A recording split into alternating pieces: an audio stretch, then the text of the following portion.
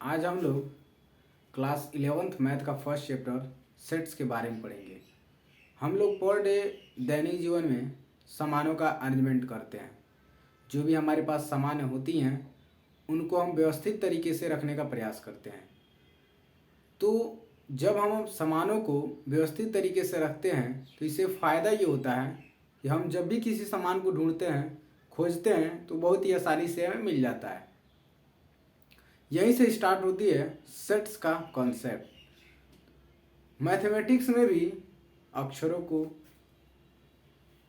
जो भी हमारे पास अंक हैं उनका, सबका, हर चीज़ का अलग अलग सेट बनता है। तो हम लोग समझते हैं सबसे पहले कॉन्सेप्ट ऑफ सेट। सेट की संकल्पना क्या है। जैसे मान लीजिए हमारे पास एक कॉलेज है। कॉलेज है तो 12 तक तो होगा ही। इस कॉलेज में बहुत सारे स्टूडेंट हैं। कुछ जो हैं वो मैथ्स के हैं, कुछ बायो के हैं, कुछ आर्ट्स के हैं। इस तरह से आप मान सकते हैं। ठीक, यदि आपसे ये कहा जाए कि आप इस कॉलेज में जो भी स्टूडेंट हैं, जो भी छात्र छात्राएं हैं, उनमें से आप मैथ्स के स्टूडेंट्स को बुलाकर लाइए, तो क्या आप उन विद्यार्थियों में से मैथ के स्टूडेंट्स को खोज लेंगे? नहीं खोज पाएंगे। तो आप करते क्या हैं? इन सभी चीज़ों से बचने के लिए आप क्या करते हैं कि उन टोटल स्टूडेंट्स में जो स्टूडेंट्स मैथ्स लिए हैं उनका एक अलग ग्रुप बनाते हैं, जो स्टूडेंट्स बायो लिए हैं उनका एक अलग ग्रुप बनाते हैं, जो स्टूडेंट्स आर्ट्स लिए हैं उनका एक आप अलग ग्रुप बनाते हैं। इससे फायदा क्या होता है, इनका जो आपने ग्रुप बनाया, इस ग्रुप में यदि मैथ्स का ग्रुप बना है तो सिर्फ उसमें मैथ्स के लड़के होंगे, यदि बायो का ग्रुप बना है तो सिर्फ उसमें बायो के लड़के होंगे, और यदि आपने आर्ट्स का ग्रुप बनाया है तो सिर्फ उसमें आर्ट्स के लड़के होंगे। अब आप आसानी से इन स्टूडेंट्स को खोज सकते हैं कि कौन मैथ्स का है, कौन बायो का है, कौन आर्ट्स का है। तो ये एक प्रकार का अरेंजमेंट ही तो है। लड़कों का जो आपने ग्रुप बनाया, इतने सारे स्टूडेंट्स थे हमारे कॉलेज में, उनका जो आपने अरेंजमेंट किया, ये क्या है? एक प्रकार का आपने ग्रुप जो बनाया, ये सेट ही तो है। तो यहाँ से हम लोग स्टार्ट करते हैं कि यहाँ से सेट का डिफिनीशन क्या होता है।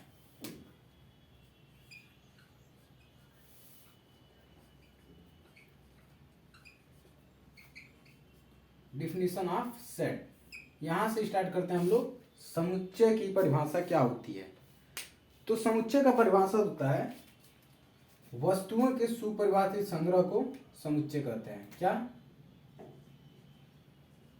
वस्तुओं के सुपरिभाषित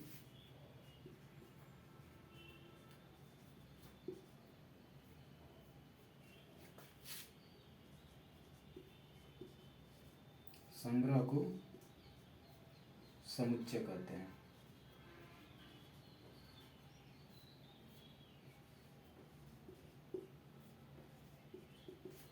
यहां पर हमारे पास जो स्टूडेंट्स थे, वो जो हमने उनका कलेक्शन किया है मैथ्स, बायो, आर्ट्स में, आप देख रहे हैं कि इनका एक फिक्स पैटर्न है। यहाँ इस ग्रुप में सिर्फ मैथ्स के लड़के हैं, इस ग्रुप में सिर्फ बायो के लड़के हैं, इस ग्रुप में सिर्फ आर्ट्स के लड़के हैं। तो यहाँ से डिफिनीशन आता है सेट का क्या, कि वस्तुओं के सुपरिभाषित संग्रह को समुच्चय कहते हैं। इस डिफिनीशन को समझने के लिए हम दो चीजों को समझा देते हैं। पहला क्या है, इसमें दो इस सुपरिभाषित संग्रह, इसको इंग्लिश में क्या कहेंगे? इसको इंग्लिश में कहते हैं वेल डिफाइंड ऑब्जेक्ट। क्या? Well defined object. Well defined object मतलब सुपरिभाषित जो संग्रह है, ये दो चीजों से मिलकर बना है। पहला क्या है? सुनिश्चित।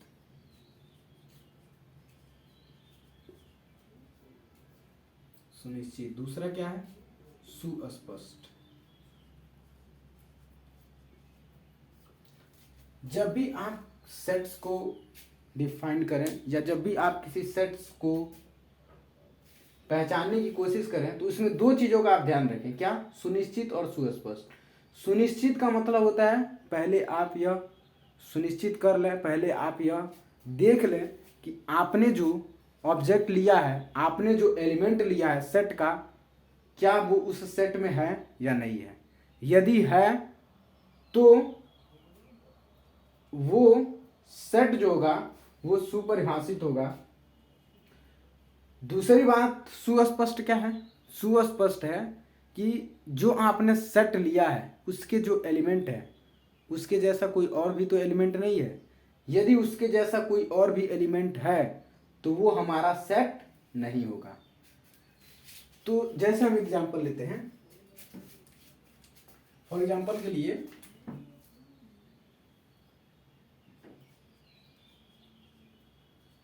अंग्रेजी वर्णमाला के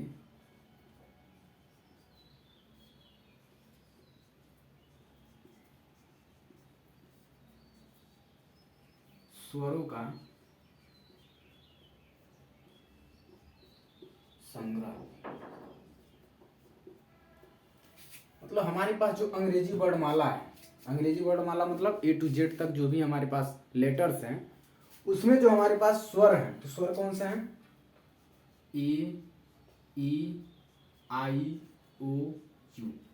ये जो हमारे पास 5 स्वर हैं, ये जो हमारे पास सेट मिला स्वरों का,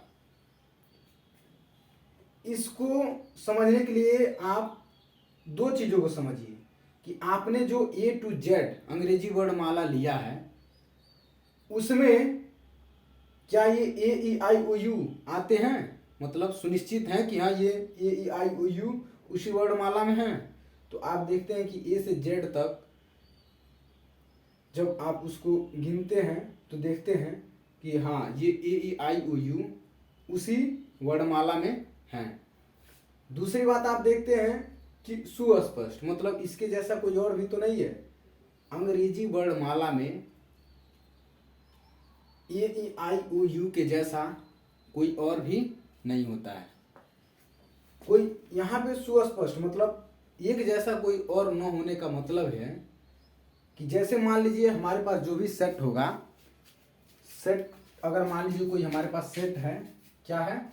यदि हमारे पास सेट ए है और ये इस तरह से है 1 1 2 3 4 5, आपने ये जो सेट बनाया इसमें देखिए ये जो 1 है और ये जो 1 है ये 2 बार है, तो ये 1 एक 1 ही तो जैसा है। सुस्पष्ट क्या कहता है कि उसके जैसा कोई और नहीं होना चाहिए। तो आप इस सेट को कैसे लिखेंगे?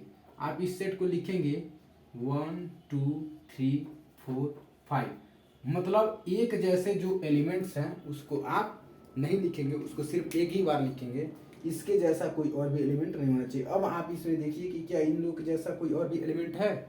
नहीं है। तो ये हमारे पास होता है सेट का डिफिनीशन। सेट का डिफिनीशन पढ़ने के लिए दो चीजों का आप पढ़िए हमेशा, सुनिश्चित और सुस्पष्ट। पहले यह सेट का डिफिनीशन देने से पहले यह जांच लें कि आपने जो एलिमेंट लिया है क्या उसमें है। दूसरी बात यह जांच कर लें कि यदि है तो कोई उसके जैसा कोई और भी तो नहीं है। यदि ये दोनों कंडीशन फॉलो होता है तो हम कहेंगे कि कोई सेट जो होता है वो समुच्चय होता है, नहीं तो नहीं होगा।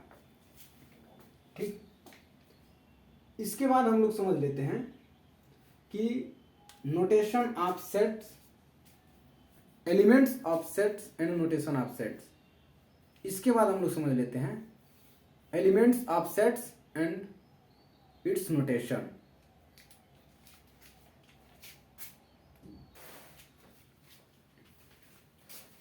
अब हम लोग समझते हैं element of sets and notation. क्या समझते हैं? एलिमेंट ऑफ सेट्स पहले समझ लेते हैं।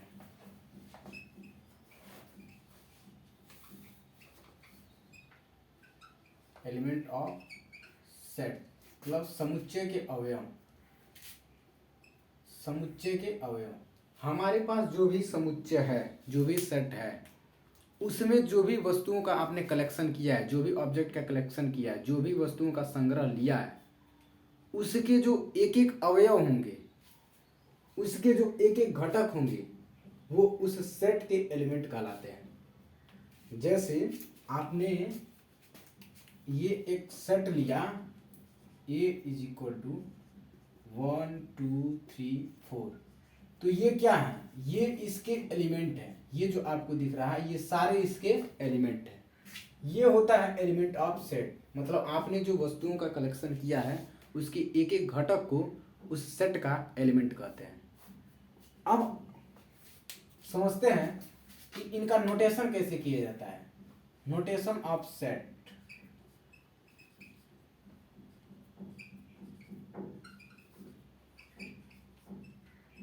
कि सेट को किस तरह से लिखा जाता है।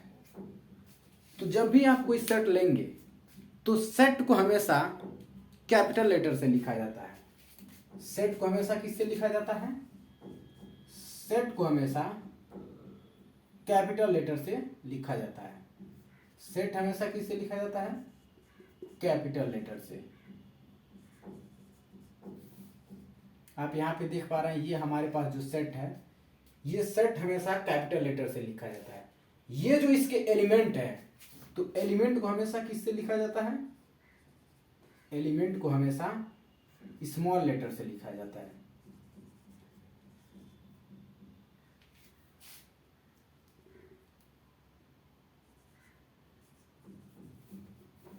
जैसे हमारे पास एक सेट है A इज इक्वल टू, कोई भी सेट मान सकते हैं, Z कोई सेट है A B C D। तो आप देख रहे हैं ये जो हमारे पास सेट है, ये हमेशा कैपिटल लेटर से लिखा जा रहा है, और ये जो हमारे पास एलिमेंट है ये हमेशा स्मॉल लेटर से लिखा जा रहा है। तो सेट का नोटेशन कैसे किया जाता है? तो सेट नोटेशन में सेट को हमेशा कैपिटल लेटर से और उसके एलिमेंट को हमेशा स्मॉल लेटर से लिखा जाता है। अब हम यहाँ से थोड़ा आगे बढ़ते हैं और ये समझते हैं कि यदि हमारे पास एक सेट है A इज इक्वल टू 2 4 6 8, ये हमारे पास एक सेट है। ठीक, कोचिंग नहीं जाओगे? यदि आपने इस सेट में कोचिंग जाओगे? 6 को लिया है, आप ये कह रहे हैं कि जो हमने सेट लिया है उसमें 6 प्रेजेंट है, तो आप उसको किस तरह से लिखेंगे? आपने जो सेट लिया है, यदि इसमें 10 हो, यहाँ पे 10 तो है नहीं, लेकिन आपने कह रहा है कि हमने 10 लिया है, तो 10 इस सेट में है नहीं, तो उसको किस तरह से लिखेंगे? तो इसको लिखने के लिए एक तरीका होता है। देखिए क्या, यदि आप ये कह रहे हैं कि कोई एलिमेंट है 2 जो इस सेट A में है, तो इसको लिखने का तरीका क्या होता है? 2 बिलोंग्स टू A, और इसको पढ़ते हैं क्या है कि 2 समुच्चय A का अवयव है। तो ये जो होता है ये बिलोंग्स टू, ये बताता है कि आपने जो 2 लिया है वो A में है, सेट A में है। तो इसको एक यूनानी वर्ड है, ये एक यूनानी वर्ड है जो नोटेशन में यूज किया जाता है। यदि हम यहाँ पे ले लें क्या, यहाँ पे हम ले लें 10 ले लें, तो आप देख रहे हैं कि इस सेट में 10 नहीं है। तो आप कैसे बताएंगे कि ये जो 10 है ये इस सेट में नहीं है? तो इसको लिखने के लिए आप इसको क्रॉस से दिखाएंगे और ये दिखाएंगे। क्यों? क्योंकि अब आप इसका मतलब ये हुआ, समझ पा रहे हैं कि जो 10 है वो A में नहीं है। ये होता है सेट का नोटेशन। सेट का नोटेशन कैसे किया जाता है? सेट का नोटेशन करने के लिए जो सेट होता है हमेशा उसको कैपिटल लेटर में लिखा जाता है। आप ये देख रहे हैं, यहाँ पे भी देखिए, यहाँ पे भी देखिए, यहाँ पे, और उसके जो एलिमेंट्स होते हैं उनको हमेशा स्मॉल लेटर में लिखा जाता है। आप ये देख रहे हैं। अब हम लोग इसके आगे समझते हैं कि सेट्स के प्रकार कितने होते हैं, सेट कितने प्रकार से लिखा जाता है। तो सेट्स को लिखने के 2 प्रकार होते हैं। एक होता है टेबुलर मेथड और दूसरा होता है सेट बिल्डर मेथड। तो अब हम लोग समझते हैं रिप्रेजेंटेशन ऑफ सेट्स।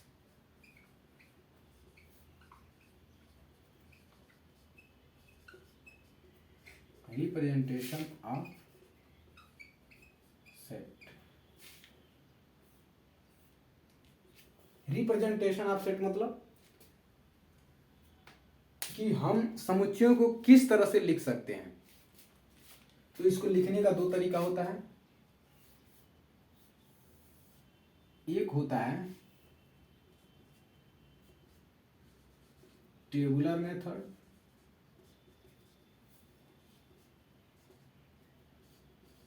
तालिका विधि,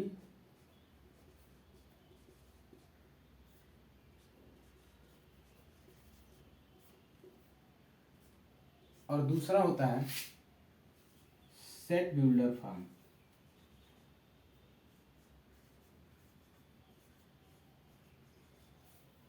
इसको बोलते हैं समुच्चय निर्माण विधि।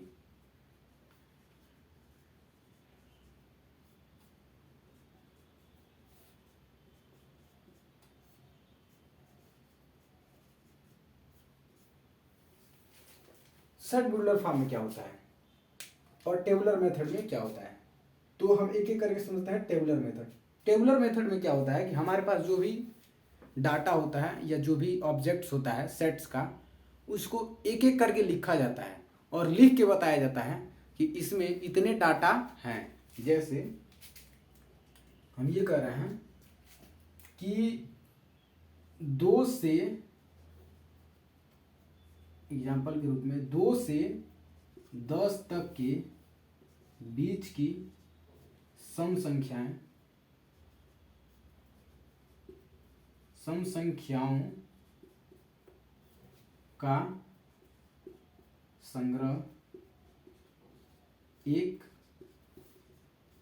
समुच्चय है।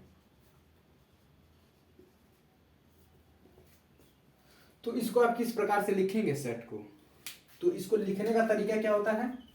तो 2 से 10 के बीच में कौन कौन सी सम संख्या हैं, तो 2 से बड़ी, 2 से 10 के बीच की बोल रहा है, मतलब 2 से बड़ी 4, 6, 8। ये हमारे पास 3 डाटा हैं जो 2 से और 10 के बीच में है और वो सम संख्या है। तो आप जब इसको लिखेंगे किसी सेट के बराबर, मान लीजिए अगर सेट ए के बराबर लिख रहे हैं, तो आप इसको लिख कर बताएंगे कि 4, 6, 8 इस बीच में सम संख्याओं का एक समुच्चय है।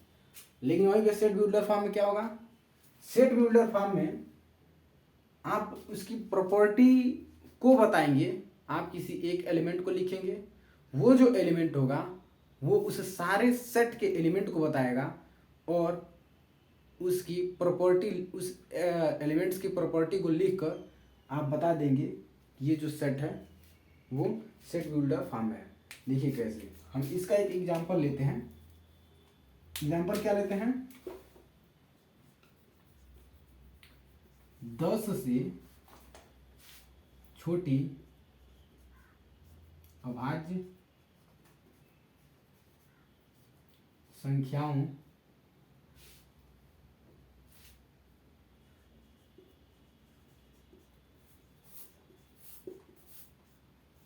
का समुच्चय। 10 से छोटी अभाज्य संख्याएं क्या क्या होती हैं, तो सबसे पहले समझ लीजिए अभाज्य संख्याएं क्या होती हैं। अभाज्य संख्याएं वो संख्याएं होती हैं जो स्वयं और एक के सिवा किसी अन्य नंबर से विभाजित नहीं होती हैं। जैसे देखिए, आप 1 है तो सिर्फ 1 से विभाजित होगा, 2 है तो 1 और 2 के सिवा किसी से विभाजित नहीं होगा, 3 है तो ये भी 1 और 3 के सिवा किसी से विभाजित नहीं होगा, लेकिन 4 2 से विभाजित हो जाएगा तो ये अभाज्य संख्या नहीं होगी। 5 स्वयं और एक सिवा किसी से विभाजित नहीं होगा, 7 हो सकता है, 9 नहीं होगा। तो आपके पास, और चूंकि हमको 10 से छोटी का है तो हमारे पास क्या क्या मिल जाएगा, 1 2 3 5 7। लेकिन यदि आप इसको सेट्स के रूप में इस तरह से लिखते हैं कि ए, कोई दूसरा सेट ले लेते हैं क्योंकि हमने एक सेट ले लिया है ए, तो हम यहाँ पे ले लेते हैं बी। अगर आप इसको इस तरह से लिखते हैं तो इन दोनों में कोई बेसिक डिफरेंस नहीं दिख रहा है। तो इसको लिखा कैसे जाता है? तो सेट ब्यूलर फॉर्म को लिखने का तरीका होता है कि x सच दैट px, इस टर्म को याद कर लीजिएगा, ये बहुत ही इंपॉर्टेंट है।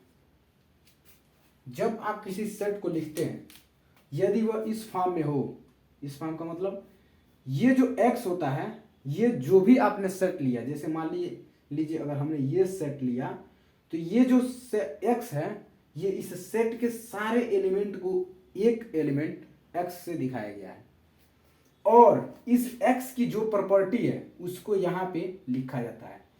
तो यदि आप इस सेट को लिखना चाहें, क्या है सेट? 10 से छोटी अभाज्य संख्याओं का समुच्चय। तो किस तरह से लिखेंगे? तो आप इसको लिखने का तरीका यूज करेंगे कि b जो है वो x सच दैट, ये x की प्रॉपर्टी क्या है? 10 से छोटी अभाज्य संख्याओं का संग्रह है। तो x क्या है? तो x 1 2 3 5 7 को रिप्रेजेंट कर रहा है, और px क्या है? इसकी प्रॉपर्टी, और प्रॉपर्टी क्या है? 10 से छोटी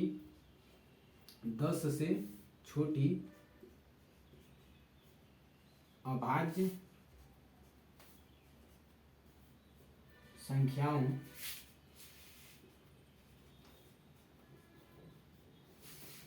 का संग्रह।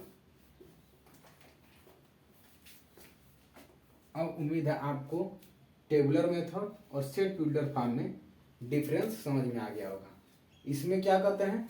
इसमें हम एलिमेंट्स को लिख कर बताते हैं, और इसमें इसकी प्रॉपर्टी के साथ लिख के बताते हैं। तो जब भी आपको बहुत छोटा कोई डाटा दिया जाता है सेट्स बनाने के लिए, तो आप उसको हमेशा टेबुलर मेथड में लिखें।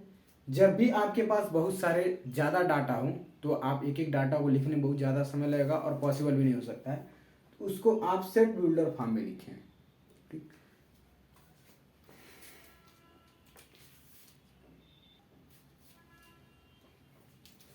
आप एक चीज नोट करके याद कर लें, क्या कि समुच्चय में जो भी एलिमेंट्स लिखे जाते हैं उनका क्रम जो होता है महत्वहीन होता है। जैसे हमारे पास, पहले इसको लिख लेते हैं कि समुच्चय में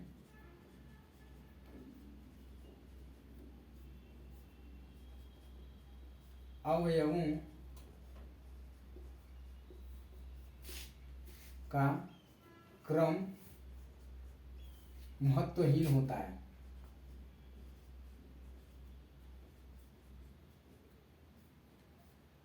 महत्वहीन होता है इन द सेंस कि उनके क्रम का कोई महत्व नहीं होता है, कोई मतलब नहीं होता है। देखिए, जैसे हमारे पास एक सेट है ए, यदि हमारे पास ये सेट के एलिमेंट्स 1 2 3 4 8 7 9 है, 6 है, यदि आपको इस तरह से लिखे इस सेट को 1 2 8 9 6 3 7, तो इससे इस सेट पे कोई इफेक्ट नहीं पड़ेगा। यही लिख रहा है कि इनका जो क्रम होता है, ये लिखने का जो क्रम है, ये महत्वहीन होता है, इससे कोई खास इफेक्ट नहीं पड़ता है। दूसरा पॉइंट क्या है? दूसरा पॉइंट है कि आप जब भी सेट्स को लिखें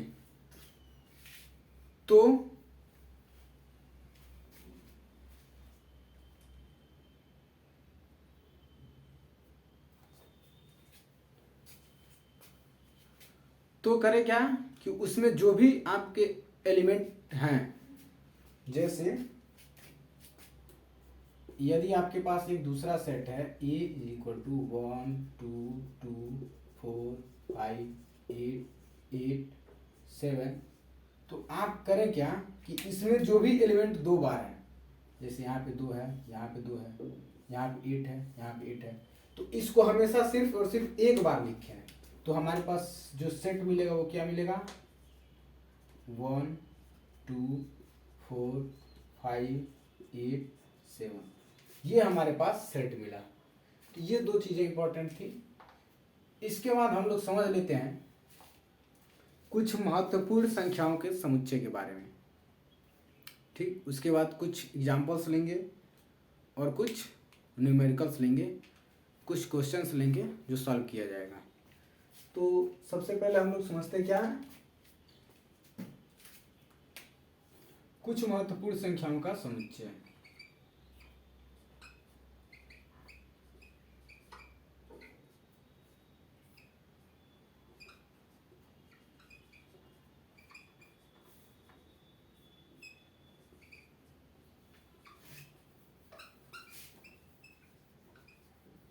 समुच्चय तो सबसे पहले क्या है, सबसे पहला है धन पूर्णांकों का समुच्चय।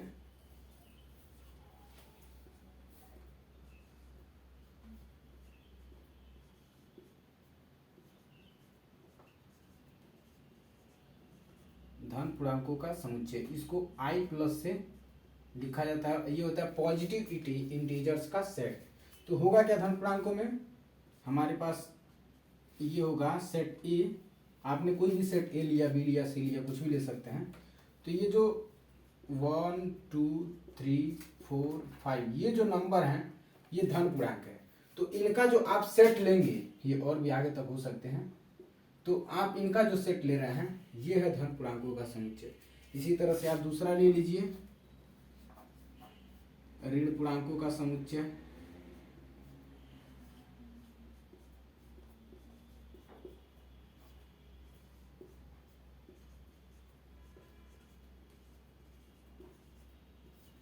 ऋण पूर्णांकों का समुच्चय में क्या होगा, आप सेट ले लीजिए -1 -2 -3 -4 डैश डैश डैश, ये होता है ऋण पूर्णांकों का समुच्चय।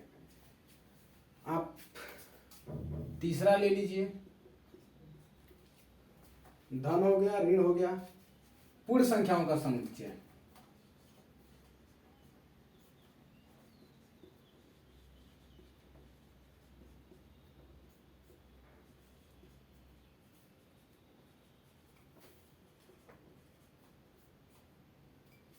पूर्ण संख्याओं के समुच्चय में क्या आएगा, पूर्ण संख्याओं के समुच्चय में 0 आएगा और इसको होल नंबर से रिप्रेजेंट किया जाता है, इसलिए यहाँ पे W होगा। और यहाँ पे ऋण पूर्णांकों का ये I माइनस होगा। ठीक, तो यहाँ पे क्या होगा, यहाँ पे आप W से ही दिखा दीजिए, W से दिखाएंगे तो क्या होगा 0 1 2 3 4 5, ये हमारे पास होल नंबर। चौथा क्या हो सकता है, चौथा हो सकता है पूर्णांक संख्याओं का समुच्चय। पूर्णांक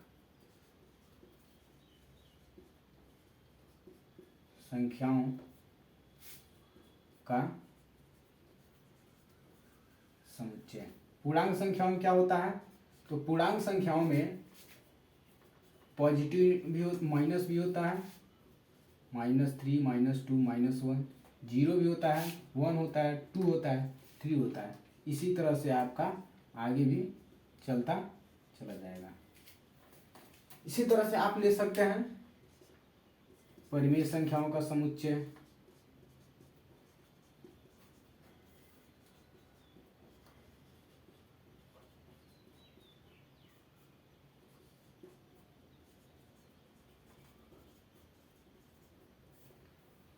दूसरा आप क्या लिख सकते हैं, ये P/Q के फॉर्म में होता है और Q is not equal to 0 होता है।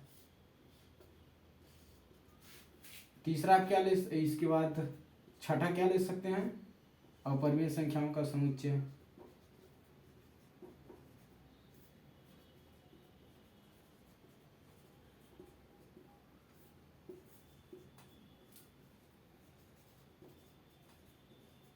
अपरिमेय संख्याओं का समुच्चय जो P/Q के रूप में लिखा जा सकता है, जैसे हो गया √3 √2, ये क्या है, ये अपरिमेय संख्या है।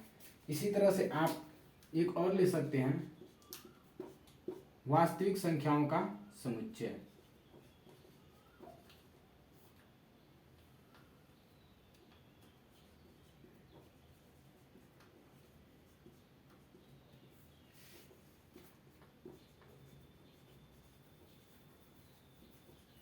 ये रहा आपका वास्तविक संख्याओं का समुच्चय, जिसमें परिमेय और अपरिमेय सब नंबर आता है, वो होता है वास्तविक संख्याओं का समुच्चय। तो ये हमारे पास कुछ महत्वपूर्ण संख्याओं का समुच्चय है। नेक्स्ट वीडियो में हम सेट्स के प्रकार के बारे में पढ़ेंगे।